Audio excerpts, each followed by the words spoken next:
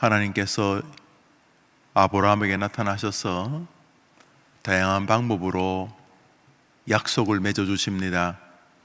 그래서 학자들은 다윗의 아브라함의 언약 갱신 이렇게 부릅니다. 우리 목사님 문을 조금 열어두십시오. 뒤에 오시는 분들이 어렵지 않도록. 15장, 17장, 19장 이렇게 계속해서 아브라함에게 하나님이 나타나셔서 약속을 하십니다. 언약을 맺어주십니다. 언약이라는 게 A와 B 두 당사자가 맺는 것 아닙니까? 하나님께서 약속을 어기실 리는 없으시고, A 하나님은 문제가 없다면 B 아브라함 쪽에 이제 문제가 생기는 것이 아니겠습니까? 그래서 어떤 것은 아예 계약을 도저히 유지 못하겠다, 당신이 자꾸 그렇게 계약을 어기니까 이 계약은 폐기하자, 도저히 계약 안 되겠다. 그래서 우리도 살다 보면은 도중에 이런저런 이유로 계약이 파기될 때가 있지 않습니까? 식당에 예약을 해놓고 안 간다든지, 요즘은 그래서 미리 디파짓을 하게 하는 그런 것도 많던데, 언약이 파기되거나 집을 계약했다가 더 좋은 조건의 집이 생겨서, 혹은 뭐 방송을 통해서 지금 집을 팔면 안 되는 것처럼 또 시절이 변한 것 같아서 A나 B가 죄송하지만 이번에 계약이 안 되겠습니다 하면서 이렇게 좀 뭐랄까요, 페널티를 물어가면서 또 그것을 파기하기도 하고, 살다 보면 계약이 파기될 때가 있습니다. A가 문제가 있거나 B가 문제가 있거나. 그런데 이 아브라함의 이 언약은 15장에서 17장에서 19장에서 계속 창세기에서 하나님이 아브라함에게 오셔서 언약을 자꾸 갱신해 주십니다. 언약을 갱신하는 것은 하나님 마음이 자꾸 변해서가 아니라 바로 이 한 계약자인 아브라함의 마음이 변해서입니다. 아브라함의 마음이 변해서라는 것은 하나님에 대한 신뢰가 부족하거나, 혹은 반대로 자신에 대한 어떤 확신이 크거나 변동되어져서, 확신이 지나치게 크면 교만해질 것이고, 확신이 부족하면 의심하게 될 것 아닙니까? 결국은 당사자에 대한 신뢰의 문제이기도 하지만 본인 스스로의 마음이 약해짐의 문제이기도 합니다. 쉽게 말해서 아브라함이 하나님이 자신에게 약속한 것에 의심이 생기는 것입니다. 오늘 15장에 하나님께서 아브라함에게 하늘의 별과 바다의 모래처럼 너의 후손이 많아질 것이다, 이렇게 약속을 해 주시는 거죠. 근데 시간이 지났는데, 다시 말해 나이는 들어가는데, 아브라함에게 하신 그 약속이 이루어질 것 같지가 않은 것입니다. 그러니까 A에 대한 이 B의 신뢰가 흔들린 것이죠. 그래서 이거 안 되나 보다 이렇게 생각을 할 때 주님은 다시 나타나셔서 아브라함에게 그 창세기 15장에서 하셨던 약속을 다시 확인시켜 주십니다. 그죠? 결국 또 언약을 맺으시는 거죠. 내가 한 말을 신뢰하고 우리 계약하자. 그러면 나는 너의 하나님이 되고 너는 내 백성이 될 것이다. 이렇게 언약을 계속 맺어 가시는 과정입니다. 참 뭐 이렇게 의심하는 것이 복된 건 아니지만, 아브라함에게 이렇게 계속 나타나셔서 말씀을 통해서 언약을 갱신하시는 하나님의 그 은혜를 볼 때 아브라함은 복된 사람입니다. 그런데 이 창세기 15장에 하나님께서 아브라함에게 나타나셔서 언약을 맺는 아주 아름다운 출발이 있는데, 그것은 이후에라는 단어와 아주 깊은 상관이 있습니다. 15장 1절에 이후에 여호와의 말씀이 환상 중에 아브라함에게 임하여 이르시되, 아브라함아 두려워 말라, 나는 내 방패요 너희 지극히 큰 상급이니라, 이라면서 내가 너에게 주겠노라. 아브라함이 저의 후손은 엘리에셀입니다. 이렇게 자기 종인데 자기 종입니다. 이렇게 말할 때에 하나님께서 엘리에셀이 아니고 너와 사라에게서 난 씨가 너의 상속자가 될 것이다. 그러면서 하늘의 별을 이렇게 바라보게 하시면서 그 별을 셀 수 있느냐? 너의 후손이 그렇게 될 것이다. 이렇게 약속을 하시는 장면입니다. 복된 장면이죠. 그리고 뒤에 나오시면서 나는 너의 하나님이 되고 너는 내 백성이 될 것이다. 이렇게 말씀하시죠. 이 축복된 말씀의 언약의 출발이 이후에라는 저 한 단어와 아주 깊은 상관이 있습니다. 이후에 여호와의 말씀이 임했다 할 때 이후가 무엇이겠는가? 이후라는 말은 무슨 일이 그 앞에 있었지요. 그 앞에 무슨 일이 있었는가? 우선은 아브라함이 조카 롯 일행이 그돌라오멜과 그 연합군에게 잡혀갔을 때에 쫓아가서 그들을 쳐부수고 그 조카와 조카의 가족들과 조카의 재물과 그리고 전쟁을 하면 전리품이지 않습니까? 적들의 뭐 금은 보화까지 다 이렇게 가지고 옵니다. 그렇지만 그 전리품들 가운데 이렇게 뭐 여러 것들이 있겠죠. 여러 것들이 가지고 와서 전쟁을 하는 것인데 이 사건이 바로 앞의 사건이기도 하지만 그 뒤에 몇 가지 사건이 더 이어집니다. 그 15장 1절 이후에라는 말 앞에 어떤 일이 벌어지냐면 이제 롯이 살고 있던 롯의 그 가족들이 살고 있던 땅 소돔이었죠.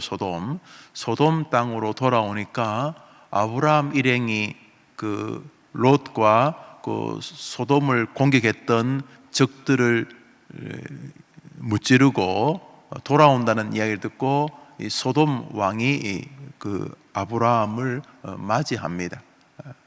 아브라함을 맞이하기 바로 직전에 살렘 왕 멜기세덱에게 그 제사장이었는데 하나님을 경배하며 예물을 바친 장면이 여러분 있지 않습니까?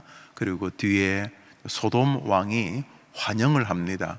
아이고 참 대단하십니다. 우리 잡혀갔던 사람들 다시 이렇게 데려오고 또 우리 적들을 이렇게 무찔러 주셔서 감사합니다. 이렇게 말하는 장면이 나옵니다. 그러면서 소돔 왕이 뭐라고 그러냐 하면 아마 아브라함이 그 뺏어 갔던 것 중에 찾아오는 것 중에 롯 일행만 있는 것이 아니고 또 여러 가지 다른 일행들도 좀 있었던 것으로 보입니다. 그러니까 아브라함이 부수니까 적들이 도망가면서 뭐 포로를 다 데려갔겠습니까? 그래서 롯을 비롯한 포로 일행들을 이렇게 데리고 온 것 같습니다. 데리고 오면서 그들에게 뭐 무거운 짐 같은 거 다 지게 하지 않았겠습니까? 그러니까 당연하게 소돔 땅에 있던 백성들의 물건들, 뭐 소나 양이나 금은 부치 이런 것들을 그대로 가지고 오게 된 것이죠. 소돔 왕이 아브라함에게 사람들, 우리 백성들은 돌려주고 그 금은 보화나 양이나 염소나 이런 물건들은 당신이 가져가십시오. 이렇게 이제 말을 합니다. 그때 아브라함이 그렇게 하지 않습니다. 그렇게 하지 않고 그 소돔 사람들의 물건들을 다 이렇게 돌려줍니다. 소돔 사람들의 물건들을 다 이제 그렇지 않다 하면서 소돔 사람들과 소돔 사람들의 물건들을 소돔 임금에게 다 돌려줍니다. 그저 갔던 사람들의 월급 정도만 제외하고는 다 돌려줍니다. 그러니까 아브라함이 그 조카 롯을 데리고 오면서 하나님 앞에 멜기세덱 제사장 앞에 하나님께 감사의 경배를 드렸던 장면, 거기 11조를 드렸던 장면과 소돔 백성들의 것들을 다 돌려주는 장면이 바로 앞에 있었습니다.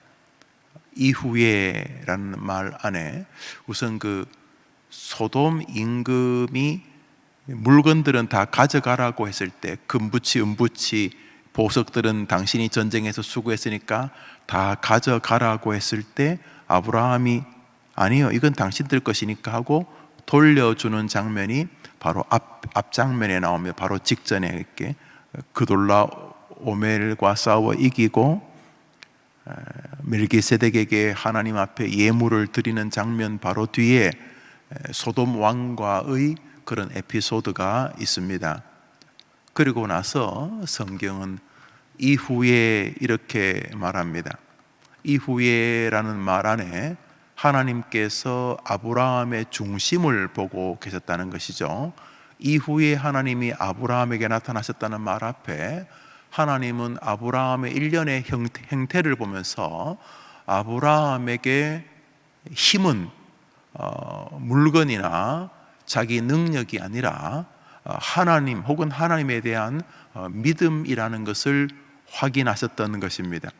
이후에라는 말 안에 멜기세덱을 만났을 때 하나님께 제사하는 아브라함의 심령 안에 있는 정신은 이 전쟁을 조카와 그의 일가들을 데려올 수 있었던 것은 내가 탁월해서가 아니라 하나님의 은혜였다, 이런 의미이며, 소돔 왕이 금은 보석 다 가져가라 그랬을 때도 아니요, 당신들 것은 당신들이 가져가시오, 나는 그렇지 않아도 됩니다 하는 것을 볼 때에 아브라함이 부자여서 그렇기도 하겠지만은 아브라함이 물질, 돈으로 인생을 정리하는 사람이 아니었다 하는 것을 보게 됩니다. 이후에라는 말 안에는 다윗이라면 아브라함의 마음 속에는 자신의 모든 생활의 힘의 원칙이 자신의 능력이나 혹은 물질적 힘이 아니라, 그가 의존하는 것이 그것이 아니라 하나님이었다 하는 것을 우리에게 창세기 14장은 보여줍니다. 이후에 하나님께서 아브라함에게 임하여 내가 너의 상급이다 라고 말씀을 하시는 장면이 이어지고 있습니다. 우리는 하나님께서 내 인생에 나타나 개입해 주시기를 원합니다. 그런데 하나님이 나타나 자신의 인생에 개입해 주기를 바라는 시점이 언제냐 하는 것이죠. 하나님이 도움이 필요할 때 맞습니다. 아브라함에게서는 좀 더 다른 모습이 보여지는데, 아브라함의 삶 전반이 하나님 의존적인 삶이 표현되고 있을 때에 하나님께서 아브라함에게 나타나시는 장면으로 우리에게 말씀합니다. 돈이 아니라 하나님을 믿고 있는 바로 그 자리가 오늘 창세기 15장 하나님이 나타나셨던 어떠한 사건 이후에라고 하는 점입니다. 자신의 권력이나 자신의 능력이나 자신의 전투력이나 또 자신의 인생의 흥망성쇠가 돈에 달렸다고 믿는 것이 아니라 하나님께 달렸다고 믿는 아브라함의 모습이 보이던 그 후에 이런 뜻이 되는 거죠. 하나님이냐 돈이냐 할 때 나의 힘의 근원은 하나님이십니다 라고 하고 있던 그때에 이런 뜻이 되는 거죠. 전쟁을 이기고 나서 내가 정말 탁월한 용사다, 정말 나의 지략과 나의 결단력을 통해서 전쟁을 이겼다가 아니라 멜기세덱 제사장을 만났을 때에 이 전쟁은 전적인 하나님의 은혜의 결과입니다. 그게 11조지요. 우리 11조가 뭡니까? 10분의 1을 헌금하는 게 무슨 의미입니까? 한 달 동안 여러분 열심히 일하지 않습니까? 여러분이나 저나 열심히 일하겠죠. 열심히 일해서 샐러리를 받게 되지 않습니까? 우리가 생활비, 월급을 받습니다. 자, 전쟁에서 이겼다고 표현해야 될까요? 한 달의 삶에서 망가지지 않고 망하지 않고 죽지 않고 한 달을 마치고 우리가 한 달의 사례를 받습니다. 그 뭐 사람을 가르치는 일이든 뭐 치안 경찰이든 군인이든 운전을 하든 뭐 뭘 하든 간에 우리가 한 달이라고 하는 전쟁에서 승리의 하나의 한 예표가 한 달의 생활 사례 월급이 될 것입니다. 그 11조가 무엇입니까? 바로 아브라함의 그 정신이죠. 하나님 앞에서 10분의 1을 드리는 그 모습이 뭡니까?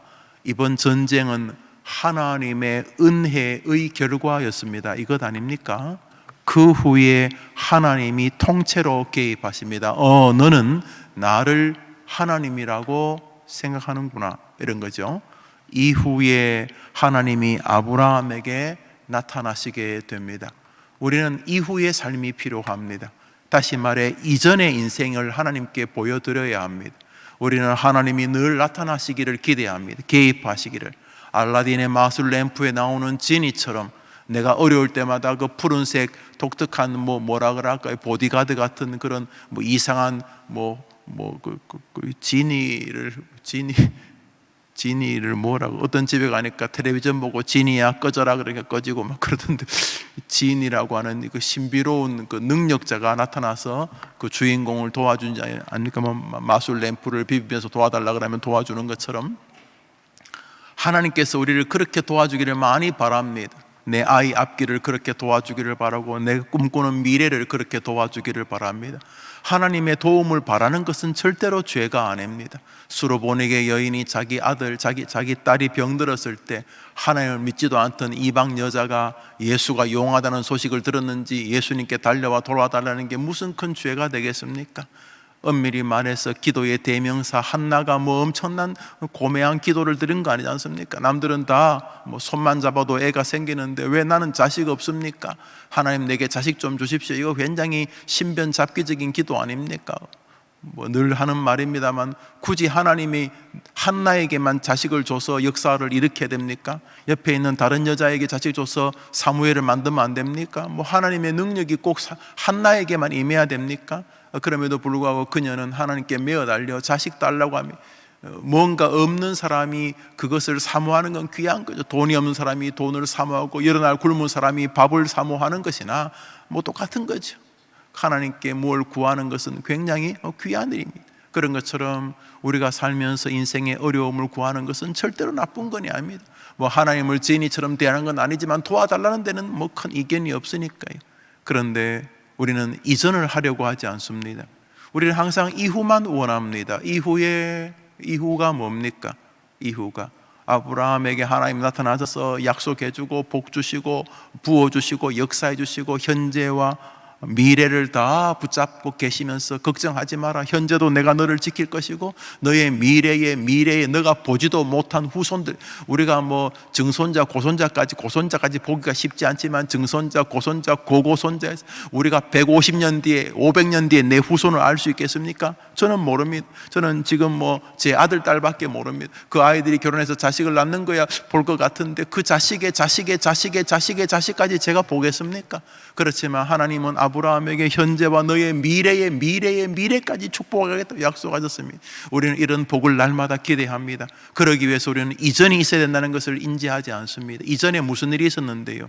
전쟁을 승리하고 나서 하나님 앞에 하나님 때문에 이겼습니다. 그게 멜기세덱에게 드렸던 제사요 11조 아니겠습니까? 소돔 임금을 만났을 때 당연하지, 내가 뺏었으니까 다 내 거지 라고 말하지 않는 것은 어디에 있습니까? 이거 돌려줘도 하나님이 나를 책임질 것이라는 믿음에 있지 않습니까? 여러분, 밥을 굶어 보시면 밥을 쥐지 않고는 불안해서 못 삽니다. 어떤 목사님 설교를 듣다 보니까 6.25 때 고아들을 막 진짜 겨울의 철에 다른 고아들이야 이렇게 부모가 있는데 그 옆에 몇몇 고아들이 정말 이렇게 뭐 다치고 해가지고 미군 그 장교가 고아들 6명인가를 데리고 왔답니다. 뭐 도저히 보니까 걔네들은 오늘 저녁 넘기면 다 죽을 것 같아가지고 그래서 따뜻한 물로 식히고 밥을 이렇게 줬는데 뭐 아이들이 거의 미군 병사들만큼 먹더랍니다. 미군 병사들만큼 그 조그만 애들이 일어나 굶어서 밥을 다 먹고 이제 자라고 했는데 애들이 자지를 않더래요. 잠을 자라고 하니까. 그래서 미군 병사가 통역을 시켜서 그 애들한테 왜 안 자냐 그러니까 뭐 왜 안 잔다는 말은 안 하고 내일도 밥 주냐고 그렇게 묻더랍니다. 내일도 밥 주냐고. 배를 불렀는데 걔들은 내일 쫓겨나서 또 굶을까 봐. 그래서 밤에 그 음식 만드는 부하를 이렇게 시켜서 햄버거를, 미군 햄버거 굉장히 크거든요. 우리나라 햄버거 한 2배, 3배만 햄버거 하나씩을 크게 만들어서 고기도 가득 넣어가지고 애들 하나씩 주니까 걔들이 그걸 들고 배에 올려놓고 그때부터 자기 시작하더라고요. 그때부터. 어떤 분의 그 이야기를 들어보니까 걔네들 다 데리고 미국으로 갔다는 얘기를 들었는데, 여튼 간에 내일이 불안해서 우리 많이 못 살잖아요. 내일이 불안하면 손에 햄버거라도 쥐어야지 밤에 잠이 옵니다. 우리 인간은 뭐 햄버거라도 쥐어야지 내일 잠이 옵니다. 하나님께서 아브라함에 걱정하지 마라, 내가 너의 현재와 미래를 도우겠다 이렇게 말씀하셨죠. 그 사건이 어디에 있었냐면 이전에 무슨 일이 있었습니다. 이전에 무슨 일이 있었습니까? 하나님을 향한 아브라함의 믿음이 있었습니다. 소돔 왕에게 물건을 다 돌려주는 마음 안에는 하나님께서 또 메우시고 채우실 것이라는 신뢰가 아브라함의 기저에 흐르고 있었던 것입니다. 아브라함도 살면서 늘 믿음이 그렇게 좋지만 않았습니다. 넘어지고 엎어지고 해서 곡선이 있었습니다. 높을 때도 있고 낮을 때. 그럼에도 불구하고 아브라함을 뚫고 있는 정신은 하나님에 대한 신뢰였습니다. 돈이냐 하나님이냐, 나의 능력이냐 하나님이냐. 아브라함이 나의 능력은 하나님이십니다 라고 하고 있을 그때의 이 말이 이후에입니다. 하나님은 오늘도 우리의 하나님이 되기를 원하십니다.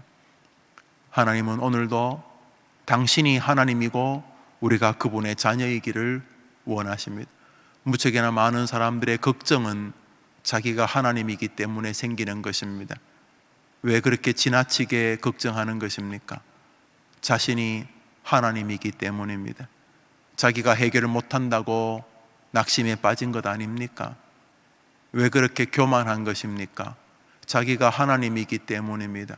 자기가 자신의 능력으로 인해서 그 위치와 그 자리에 있다고 생각하기 때문 아닙니까? 왜 그렇게 모진 말을 교만스럽게 하는 것입니까? 자기가 하나님이기 때문입니다. 반대로 죽음 앞에서 그렇게 두려워하는 이유는 무엇입니까? 자기가 하나님이기 때문입니다. 놀랍게도 우리는 하나님이 아닙니다. 우리는 하나님의 자녀입니다. 우리는 그의 백성입니다. 우리는 우리의 죽음 뒤에 하나님의 약속이 선재해 있다는 것을 확신합니다. 주 예수를 믿으라. 그리하면 너와 내 집이 구원을 얻으리라. 주 안에서 죽는 자는 복이 있도다. 내가 아버지께로 가는 것이 너희에게 유익이라. 너희를 위하여 너희들의 장소를 예비하러 가노라. 예수님의 말씀이 진실이기 때문에 우리는 천국에 우리의 영광의 자리가 있는 줄 분명히 믿습니다. 그런 면에서 하나님이냐 돈이냐, 하나님이냐 나의 능력이냐, 여러분은 무엇을 신뢰하시는 분이십니까? 하나님이 나타나기를 원하신다면 나는 이후에라고 말하는 이전의 사건들이 존재하는가? 나는 오늘도 나의 전쟁에 하나님의 능력으로 이기고 있다고 믿고 있는가? 나는 모든 전쟁의 승리가 하나님으로부터 왔다는 사실을 고백하고 살고 있는가? 우리는 그것을 보게 됩니다. 마태복음 14장입니다. 오늘자 날주 마태복음 14장입니다.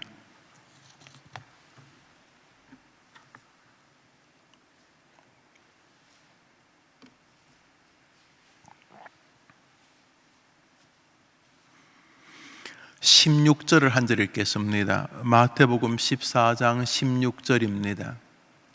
우리 읽읍시다. 시작.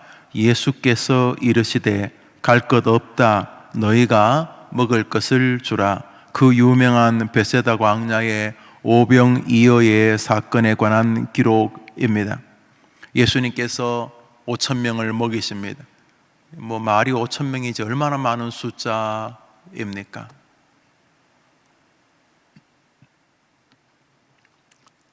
해가 지는 베세다 언덕에서 제자들은 불안해지기 시작했습니다. 이 사람들 어떡하지? 그래서 결론은 돌려보내는 것입니다. 반대로 예수님께서는 그들을 보니 불쌍히 여기셨습니다. 예수님의 말씀이 깊이가 있었고 아마 길이도 꽤 짧지 않았던 것 같습니다. 예수님의 설교가 끝나자 해가 저물기 시작했습니다. 이스라엘 사람들이 이 밤에 가서 불 피워서 음식 만들어 먹는 것은 거의 불가능할 것이다. 그래서 이들은 어쩔 수 없이 굶을 것을 주님이 아셨습니다. 남자들만 5천 명이 넘으니 어린아이나 노인이나 여성들을 합치면 그의 몇 배나 되지 않았겠습니까? 이 사람들이 사 먹을 음식점도 없고 돈도 없는 것도 아셨습니다. 베세다 광야는 말 그대로 도회에서 조금 비켜난 언덕입니다. 거기 식당이 있을 리도 없었습니다. 그때 제자들에게 주님 말씀하셨습니다. 너희가 먹을 것을 주라. 원래 이렇게 말하신 것은 제자들이 뒷감당하기 싫어서 다 돌아가라고 합시다 이렇게 말한 겁니다. 예수님 가서 자기들이 집에서 밥을 먹든지 갖다 사 먹든지 돌아가라고 합시다 이렇게 말할 때 주님께서 갈 것 없다 이렇게 말씀하셨습니다. 그래 가라고 할 것 없다 이런 말이죠. 그러면요 너희가 먹을 것을 주라 이렇게 말씀. 우선 너희가 12제자가 되겠죠. 너희가 12명이 5,000명 몇만 명을 무슨 채간으로 먹이시겠습니까? 너희가 먹을 것을 주라 그랬더니 이제 제자들이 이 사람들 다 먹이려면 수백 데나리온의 돈이 필요하고 설령 돈이 있다고 해도 이들을 먹일 수 있는 음식을 어디서 사서 먹이겠습니까? 이렇게 말하게 됩니다. 여기서 너희가 먹을 것을 주라는 이 말씀 앞에 우리는 주님이 신소리, 농담, 할 수 없는 거 하는 것이라고 생각하는 분 아무도 없을 것입니다. 너희가 먹을 것을 주라 이렇게 말하는 예수님이 제자들을 비아냥거리거나 할 수 없는 것을 야유하는 것으로 사용하는 것이라고 아무도 보지 않지 않습니까? 갈 것 없다. 돌려서 밥 사 먹게 합시다. 가라고 할 것 없다. 너희가 먹을 것을 주라. 우선 이 제자들이 먹을 것을 주기 위해서는 음식을 지금 만들거나 급히 가서 사오거나 아니면은 먹을 것을 주라는 말씀을 하니까 아마 밥 살 돈은 우리가 주라는가 보다 하고 한 사람한테 식사비를 주거나 이런 일을 해야 될 텐데 제자들은 그게 불가능했습니다. 돈도 없고 이 많은 사람들을 먹일 수 있는 방식도 그들에게 없었습니다. 근데 주님이 갈 것 없다 너희가 먹을 것을 주라라고 말을 하는 것은 주님이 무엇을 기대하기 때문입니까? 주님이 무엇을 이 제자들에게 원하기 때문입니까? 우리는 훗날 제자들이 이런 상황을 만나면 일을 처리해내는 방식을 알게 됩니다. 너희가 먹을 것을 주라 이렇게 말할 때에 이스라엘 백성들의 믿음의 백성들은 다 하나님을 바라보았습니다. 너희가 먹을 것을 주라 이렇게 말할 때에 이들은 우리는 못합니다 라는 결론에 도달하겠지요. 동시에 그들에게는 어떤 결론이 있을 수 있습니까? 우리는 못하지만 우리 주님에게는 이들을 먹일 능력이 있을 줄 아오니 주님, 하나님 성령님 이들에게 먹을 것을 줄 수 있도록 저를 사용해 주십시오. 저에게 은혜를 주십시오. 저에게 능력을 주십시오. 너희가 먹을 것을 주라라고 말했을 때에 주님은 제자들에게 기대하는 것은 하나였습니다. 이 전쟁은 하나님의 손에 달렸다라고 하는 아브라함의 멜기세덱 앞에 드리는 그 제물, 예물, 그 11조, 그 경배의 신앙, 소돔 임금이 재물을 다 가져가라. 아니요, 그럴 필요 없습니다. 재물 당신이 다 가져가십시오. 나에게는 당신이 알지 못하는 능력이 있습니다. 바로 하나님이십니다. 이런 것이죠. 이후에 하나님께서 그들에게 아브라함에게 개입하셨다는 게 창세기 15장 아닙니까? 너희가 먹을 것을 주라 이렇게 말씀을 하셨을 때에 제자들은 주님, 우리는 부족하지만 전능하신 당신의 아버지 하나님에게는 능력이 있습니다 하고 하나님을 의존하기를 바라는 신앙이 오늘 본문에 담겨져 있습니다. 가라고 할 것 없다. 너희가 먹을 것을 주라는 말 앞에는 너가 인생의 문제를 해결하는 사람을 누구로 알고 있느냐? 너냐 하나님이냐? 라는 것입니다. 너희가 먹을 것을 주라는 마음 안에는 그 옛날 하나님께서 나타나 언약을 맺어주셨던 아브라함의 신앙을 기대하는 마음이 있었던 것입니다. 똑같은 전쟁입니다. 우리는 인생에 수많은 전쟁을 만납니다. 그 전쟁을 만날 때에 하나님께서는 우리에게 하나님을 바라보라고 말씀하십니다. 너희가 먹을 것을 주라는 말 안에는 우리에게 엄청난 탁월한 능력이 개별적으로 있어서가 아니라 우리가 믿는 하나님 안에 능력이 있으니 너희 안에 있는 그 믿음을 발휘하여 하나님의 능력을 의존하라, 이런 뜻이 되는 것입니다. 그런 면에서 우리의 신앙은 우리에게 많은 몫이 달려져 있습니다. 우리가 우리의 신앙을 강화해야 되고 붙들어야 돼요. 우리의 믿음이 파손하지 않도록 붙잡아야 합니다. 너희가 먹을 것을 주라. 우리는 우리가 할 수 있는 최선을 다해야 되지만 하나님을 의존하는 신앙을 절대로 놓쳐서는 안 됩니다. 아브라함 싸우러 가야 됩니다. 집에서 앉아서 아무것도 안 하고 기도만 하면서 싸우러 가지 않는 것은 잘못된 것입니다. 우리는 아이들을 먹이기 위해서, 아이들을 공부시키기 위해서 산업 현장으로 뛰어들어야 됩니다. 그렇지만 그 중심에 끊임없이 요청되는 것은 하나님에 대한 완벽한 신뢰의 신앙입니다. 오늘 우리가 그렇게 살고 있는가 물으시는 것입니다. 너희가 먹을 것을 주라. 아브라함은 나가서 열심히 싸웁니다. 그의 조카를 데려옵니다. 싸움이 저절로 됩니까? 칼을 휘두르고 날아오는 화살을 맞고 열심히 싸웠습니다. 그가 할 수 있는 최선을 다하지만 아브라함 마음속에 있는 것은 이 전쟁은 하나님께 속한 것이라는 철저한 하나님에 대한 믿음의 태도였습니다. 그가 전쟁을 승리하고 돌아와서 하나님 앞에 제물을 드리고 예물을 드리고 예배를 드리는 그 모습 안에 이 전쟁의 승리가 누구로부터 왔는지에 대한 분명한 인지가 있었던 것입니다. 그것이 복을 받는 길이었습니다. 그래서 무슨 일을 하든지 여러분이 최선을 다하면서 하나님을 기대하고 하나님을 향해 기도하고 하나님을 의존하는 신앙을 놓아서는 안 됩니다. 끊임없이 나가서 싸우십시오. 일하십시오. 산업 현장에서 뒤로 밀쳐 나오지 마십시오. 교회에만 계시지 마십시오. 교회에서 힘을 얻으면 밖에 나가서 열심히 전쟁을 하십시오. 아브라함처럼. 그렇지만 그 아브라함의 중심에 있었던 것이 하나님에 대한 신뢰였던 것처럼 하나님에 대한 완벽한 신뢰의 신앙을 가지고 세상으로 나가십시오. 질병을, 여기 병 가진 분들이 꽤 많으죠. 방송을 통해 예배드리는 분 가운데도 몸에 병이 있는 분이 많으실 것입니다.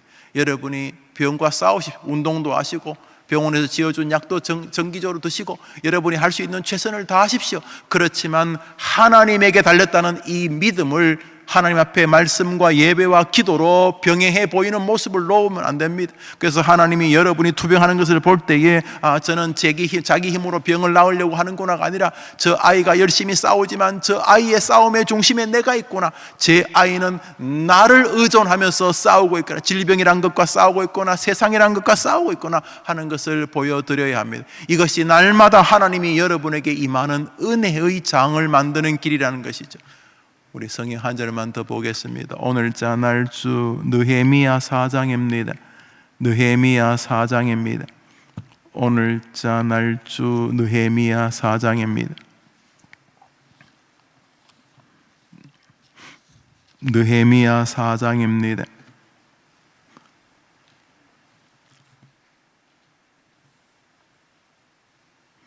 9절을 한 절 읽겠습니다.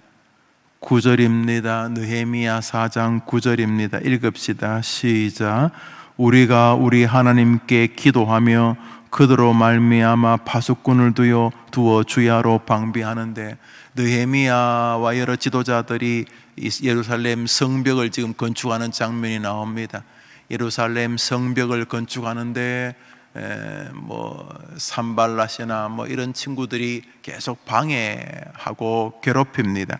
아주 이렇게 이 성벽을 만들려고 하니까 허물어 버리려고 하고 공격을 합니다. 그래서 이스라엘 백성들이 성벽을 건축하는 것이 참 어려웠습니다.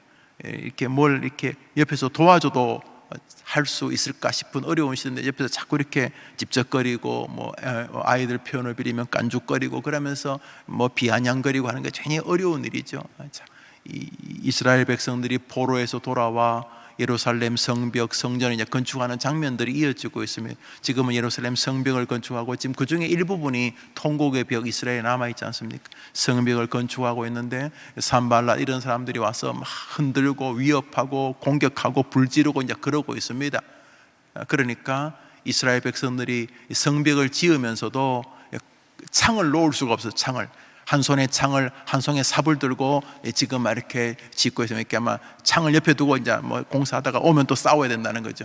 그런데 이제 중요한 장면이 있습니다. 느헤미야 9절입니다. 우리가 우리 하나님께 기도하며 열심히 짓고, 또 밤에는 지어놨는 거 허물 수 있으니까 지키고, 또 낮에는 또 열심히 짓고, 또 밤에는 지키고 열심히 하고 있는 거죠. 적들과 싸우죠. 여러분들도 마찬가지예요. 여러분 한 달 생활이 쉽습니까? 수많은 고객들을 만나고 장사를 하고 일을 하고, 뭐 저만 해도 목회를 하고 뭐 많을 것 아닙니까? 우리가 한 달이란 전쟁을 합니다. 그렇죠? 전쟁을 합니다.